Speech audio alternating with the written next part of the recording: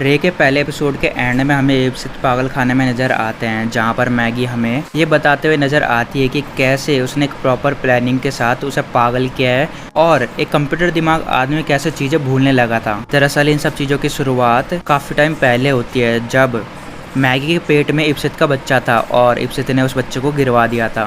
और मैगी को इप्सित का ये बिहेवियर बिल्कुल भी अच्छा नहीं लगा था, जिसके बाद उसने बदला लेने की ठान ली थी।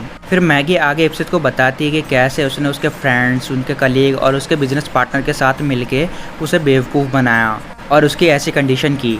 मैगी बताती है कैसे उसने अपने बचपन के दोस्त के साथ भेदभाव किया, अपनी कंपनी में काम दिलाने के बहाने एक छोटी पोजीशन पे रखा और अपने फ्रेंड गैरी को उसने अपनी कंपनी में बिजनेस पार्टनर का हिस्सा देने की बात भी कही थी, लेकिन उसे अपना नौकरी बना के रखा था। और जो करंट में इप्सित के साथ उसका बिजनेस पार्टनर था, वो भी कैसे उससे नफरत करता था, क्योंकि सारी लाइमलाइट सिर्फ इप्सित को ही मिलती थी, जिस बात की नाराज़गी सबको ही थी। और इप्सित को कोई भी पसंद नहीं करता था, क्योंकि वो सेल्फिश और रूथलेस पर्सन था।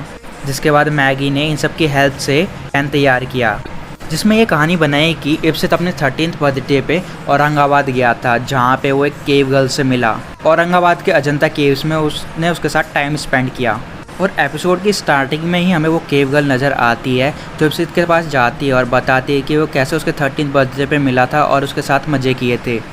लेकिन इप्सित उस चीज़ को मानने से इनकार कर देता है, क्योंकि उसे वो चीज़ ध्यान ही नहीं रहती कि उसने कभी अपने 13th बर्थडे पे किसी लड़के के साथ औरंगाबाद में कुछ किया था। लेकिन धीरे धीरे उसके बचपन का फ्रेंड अनिल और उसके ऑफिस के फ्रेंड गैरी से सारे मिलके उसे यकीन दिला देती कि वो अपने 13th बर्थडे पे औरंगाबाद गया था। और जिसके बाद इप्सित को लगने लगता है कि वो चीज़ें भूलने लगा है और उसे कुछ चीज़ें ध्यान नहीं रहती, जिसका सीधा सीधा असर हमें एपिसोड के बीच में नज़र आता है, जहाँ पे इप्सित का कार का एक्सीडेंट होता है। जिसके बाद सुबह रनिंग पे जाते हैं और दूसरी बिल्डिंग में ही चले जाते हैं, जहाँ पर एपिसोड के आखिर में हमें पता चलता है कि इप्सित कभी कोई चीज़ भूले ही नहीं थे, बस उनके जहन में ऐसी चीज़ डाल दी थी जो कभी थी ही नहीं।